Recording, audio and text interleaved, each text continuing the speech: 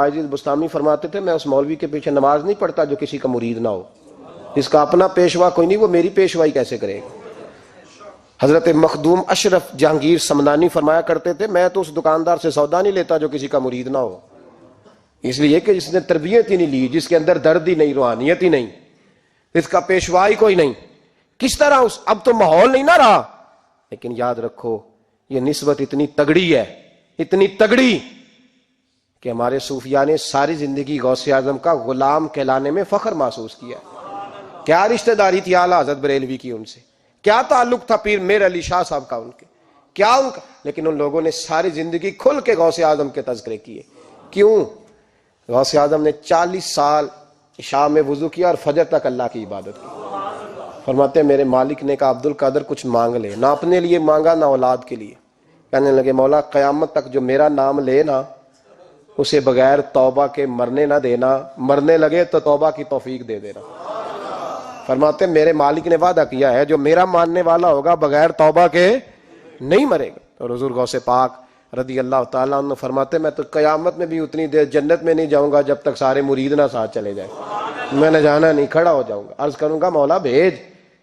میں نے کہا یہاں بھی لوگ ڈر جاتے ہیں، یہ کیسے ہو سکتا ہے؟ اور بھائی پڑھو نا مشکاۃ شریف، میرے نبی پاک علیہ السلام نے فرمایا ایک بندے نے ایک اللہ کے بندے کو پانی پلایا تھا، قیامت کے دن اللہ اس کی برکت سے اس گناہگار کو جنت عطا کر دے گا۔ اور حضور نے فرمایا بخاری میں المرء مع من احبا، جو جس سے محبت کرے گا قیامت میں اسی کے ساتھ اٹھایا جائے گا۔ تو ساری زندگی قادری کہلائے، ساری زندگی غوث اعظم کا غلام کہلائے، ساری زندگی خواجہ اجمیر کا نوکر کہلائے، ساری زندگی شاہ نقش بند کا غلام کہلائے، ساری زندگی شیخ شہاب الدین سہروردی کا اپنے آپ کو منسوب کرے اور دنیا سے جائے تو ایسے ہی چلا جائے۔ میرے نبی نے نص بیان کر دیا جو جس سے پیار کرے گا اسی کے ساتھ جائے گا، اسی کے۔ خدا کے فضل سے ہم پر ہے سایہ غوث اعظم کا، ہمیں دونوں جہاں میں ہے سہارا غوث اعظم۔ اور سنو میرے بھائی اس بات کو یاد رکھنا، ان نسبتوں کی بڑی توقیر ہے اللہ کی نظر میں، ان نسبتوں کی بڑی۔ امام محمد ایک بزرگ گزرے ہیں، لطف کی باتیں چھیڑ دی ہیں میں نے، آج مضمون لطف کا ہے نا۔ امام محمد حضرت امام اعظم کے شاگرد ہیں، ان کے پاس ایک بندہ آیا، کہنے لگا حضرت صاحب مسئلہ پوچھنا، فقہ کے امام تھے، کہا پوچھو مسئلہ۔ وہ کہنے لگا حضور میں منڈی گیا تھا تو ایک ٹوکری لایا ہوں، کیا ہم کیا کہتے ہیں، پیٹی کہتے ہیں کریٹ کہتے ہیں، دونوں کہتے ہیں؟ تو کہتے وہ میں ایک پیٹی لایا ہوں، ایک ٹوکری سیب کی بھری ہوئی، حضور اب میں نے کھول لیا تو آدھے صحیح ہیں آدھے خراب ہیں، آدھے ٹھیک ہیں آدھے خراب ہیں، تو میرے لیے فتویٰ کیا ہے، صحیح رکھ کے باقی واپس کر دوں؟ تو امام محمد فرمانے لگے نہیں، شریعت کہتی ہے یا سارے رکھ یا سارے واپس کر۔ یہ کہے تو رونے بھی لگ گئے ساتھ ہی۔ تو کہنے لگا حضور مسئلہ مجھے بتایا ہے، اور رونے آپ لگ گئے۔ کہنے لگے مجھے بھی کوئی بات یاد آ گئی ہے، قیامت میں جب کسی استاد کے شاگرد جائیں گے، کسی پیر کے مرید جائیں گے، اور کہنے لگے جب مصطفیٰ کے غلام جائیں گے، جب غوث اعظم کے ماننے والے جائیں گے تو کچھ اچھے ہوں گے کچھ برے ہوں گے، تو ہم بھی کہیں گے یا اللہ یا سارے رکھ یا سارے بھیج یا سارے رکھ یا۔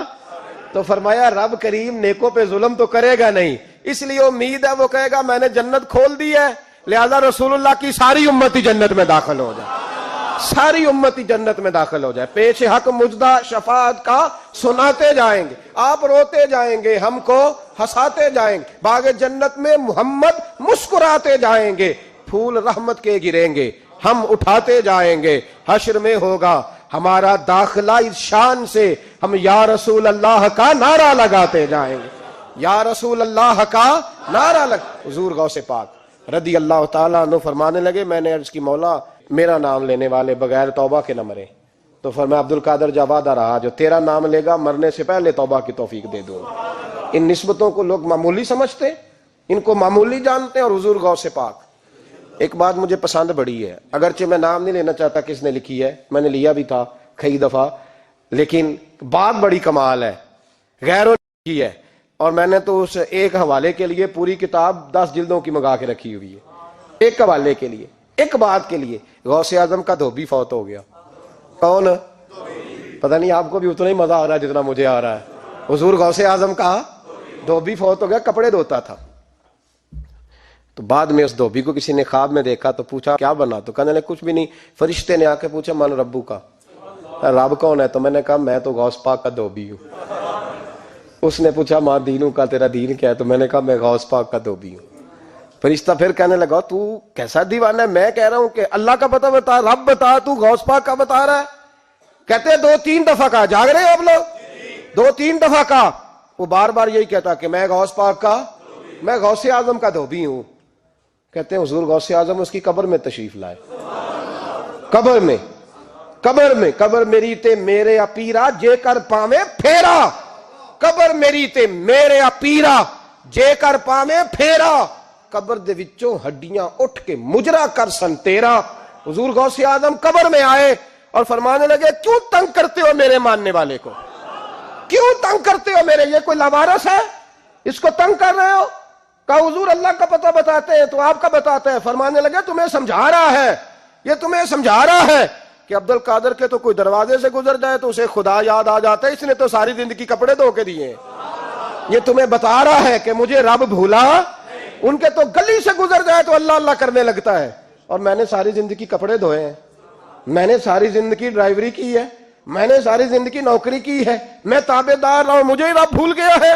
فرماتے ہیں حضور غوث اعظم نے فرمایا مجھ سے پوچھو کیا پوچھنا ہے، مجھ سے پوچھو۔ فرشتے کہنے لگے ہم پوچھتے ہی نہیں، ہم پوچھتے ہی نہیں، عبد القادر جانے اور خدا جانے، بات ختم ہو گئی۔ میرے غوث پاک رضی اللہ تعالیٰ عنہ کو اللہ نے جو کمالات عطا فرمائے، حضور غوث اعظم کو اللہ تعالیٰ نے جو مرتبہ، آج بھی ہمارے کچھ دوست گئے ہوئے ہیں بغداد شریف، کہتے ہیں یار قربان جائیں، ساری دنیا دیکھی ہے، سویرے اٹھ کے دروازے پہ دستک دیتے ہیں خادم، کہتے ہیں کون سا کھانا کھانا پسند کریں گے؟